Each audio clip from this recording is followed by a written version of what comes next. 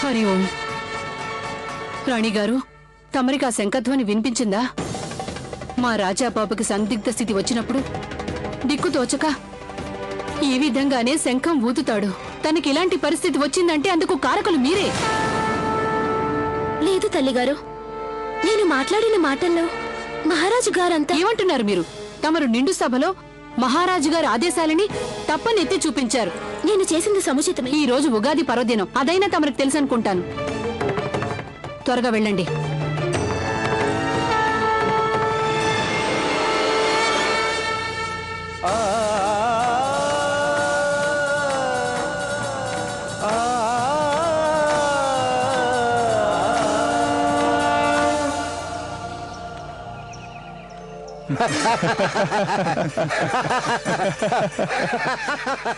ఏమైంది మిత్రమా? ఈ ఏడాది ఉగాది బ్రహ్మాండంగా చేస్తున్నావే? చెయ్యాలిగా మరి. ఈ ఏడాది పంటలు బ్రహ్మాండంగా పండాయి. పంటలు బాగా పండాయని మురిసిపోకు. ఆ సావుకారు పాత వడ్డీ బాకీ కింద సర్వం తీసుకుపోతాడు. ఇంకా మనకేం మిగులుతుందని. అందరూ జాగ్రత్తగా వినండి.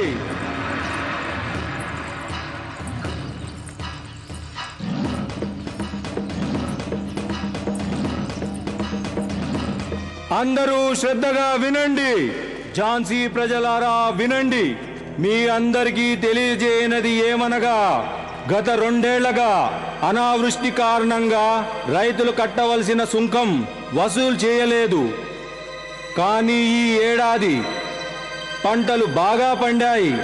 అందువల్ల రైతులందరూ ఈ ఏడాది 3 ఏళ్ల సుంకాన్ని ఒక్కసారిగా రాజుగారి కోశాగారంలో జమ చేయాలహో.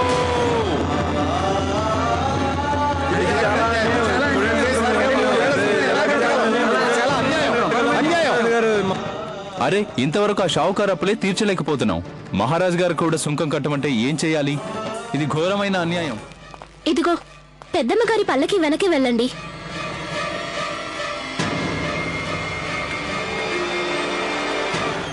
ఏదో 20 రూపాయలు ఇస్తారు, కనీసం 50 రూపాయలని ఇవ్వండి. అసలు నా వ్యాపారమే అది కదా. అయ్యా, కొంచెం దయతలుసుండయ్యా. మేము 20 రూపాయల కంటే ఎక్కువ ఇచ్చుకోలేం. అటు సుంకం కూడా కట్టుకోవాలయ్యా. సుంకాలే కట్టుకుంటారు, కూతురికి వంకీలే చేయించుకుంటారు. అది నాకు అనవసరం. గుమస్తా గారు, ఒక్కొక్కరికి 20 వేసి మాత్రం ఇచ్చి 30 ఇచ్చినట్లు వేలిముద్ర వేయించుకోండి. నేను నీకు ముందే చెప్పాను కదా ఈ మాలలు తెచ్చివ్వమని. చిత్తం అమ్మగారు.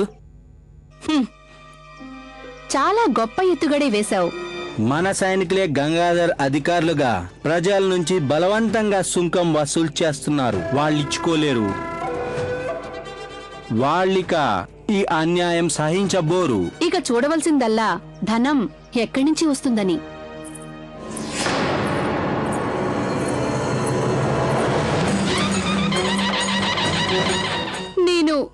నేను ఎన్నిసార్లు చెప్పానో మరిదిగారికి, మరిదిగారు ధనం విషయంలో జాగ్రత్తగా ఉండండి, ఎప్పుడు ఏ అవసరం వస్తుందోనని. కానీ మరిదిగారు విన్నారా? ఆయన తను సాక్షాత్తు దానవీర కర్ణుడని అనుకుంటాడు. దాన ధర్మాలంటూ విరజిమ్మాడు.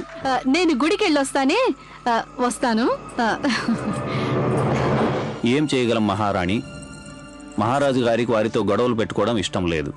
అది సరే, కానీ తప్పుడు పడి జరిగినప్పుడు దాన్ని సదా ఖండించాలి కదా. కానీ మహారాజు గారికి పాలనా అధికారాలు ఇప్పుడే కదా సంక్రమించాయి. మరి మనం గడిచిపోయిన కాలానికి డబ్బెందుకు కట్టాలి? భూపతి గారు, నేనేమైనా తప్పుగా అన్నానా? తమరు సరిగ్గా అన్నారు మహారాణి. కాని ఏం చేయగలం? మన కోశాగారు పరిస్థితి ఎంత ఘోరంగా ఉందంటే దానివల్ల రాజుగారు ఆందోళన పాలయ్యారు. మహారాణి, మహారాజుగారు గనుక అంగీకరిస్తే మనం వెంటనే ఫోర్ట్ విలియమ్స్ గారికి లేఖ పంపించాలి. తమరికి వెళ్ళండి. నేను మహారాజు గారితో తప్పకుండా ఈ సంగతి చర్చిస్తాను. ఇలా వచ్చినందుకు ధన్యవాదాలు.